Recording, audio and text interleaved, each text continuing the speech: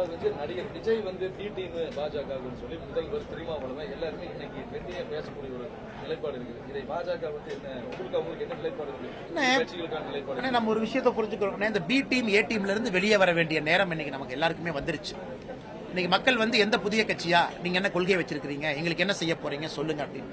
அது நடிகர் விஜய் அவர்களாக இருக்கட்டும், பாரதிய ஜனதா கட்சி அதிமுக கூட்டணியாக இருக்கட்டும், திராவிட முன்னேற்ற கழகம் தலைமையிலான கூட்டணியாக இருக்கட்டும், நீங்க எது பார்த்தாலும் கூட மக்கள் இன்னைக்கு எதிர்பார்ப்பது புதுசா என்ன பண்ண போறீங்க, எங்களுக்கு என்ன சொல்லுங்க. அதை நோக்கித்தான் போக வேண்டுமோ தவிர திருமாவளவன் அவர்கள் சொல்வது போல பி டீம் ஏ டீம் மக்களை குழப்புகின்ற வேலையில ஏன் இருக்கணும். இன்னைக்கு முதலமைச்சர் அவர்கள் 4 வருஷம் ஆச்சு, ரிப்போர்ட் கார்டு கொடுத்தாரா? நாங்க 11 ஆண்டுகள் முடிச்சு ரிப்போர்ட் கார்டு கொடுக்கிறோம். நேற்று வானதி சீனிவாசன் அவர்கள் ஈரோட்டில் ரிப்போர்ட் கார்டு கொடுத்தாங்க. கோயம்புத்தூர்ல ஒரு வாரத்துக்கு முன்பு நான் ரிப்போர்ட் கார்டு கொடுத்தோம். மத்திய அரசு சார்பா பாருங்க இதெல்லாம் நாங்க செஞ்சிருக்கோம்.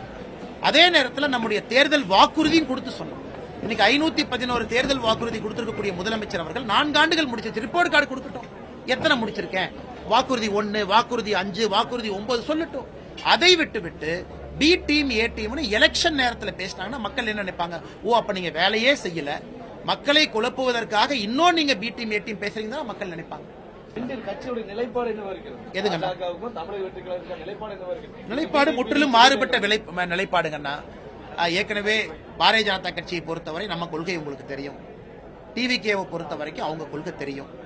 தேர்தல் வர வர வர வர எல்லா கட்சிகளும் இன்னும் தங்களுடைய கொள்கையை தெளிவுபடுத்தத்தான் போறாங்க. அதனால் என்னை பொறுத்தவரை முதலிருந்து நான் சொல்வதுங்கன்னா, ஒரு கூட்டணியும் பொருந்தக்கூடிய கூட்டணி, பொருந்தா கூட்டணி இரண்டையும் நம்ம பார்க்கணும். கொள்கை எதிரி யாருன்னு நம்ம பார்க்கணும். டிவிகேவை பொறுத்த வரைக்கும் எங்களுக்கு மேல பிஜேபி எதிரி, கீழே டிஎம்கே எதிரின்னு சொல்லி அவங்க அரசியல் பண்றாங்க. இதெல்லாம் மக்கள் மன்றத்தில் நம்ம வச்சிருவோம். எந்த கூட்டணியும் இன்னும் முழுமையடையாம இருக்கு. பாட்டாளி மக்கள் கட்சி பேசிட்டு இருக்காங்க, தேமுதிக ஜனவரியில சொல்றோங்கிறாங்க. அதே நேரத்தில் திமுகவுடைய கூட்டணி நிலையா இருக்கா, அங்கேயும் நிலையா இல்ல. திருமாவளவன் சொல்றாங்க, நேத்து பேச வேண்டிய இடத்துல மீசையை முறுக்கி பேசுவாங்கிறாரு.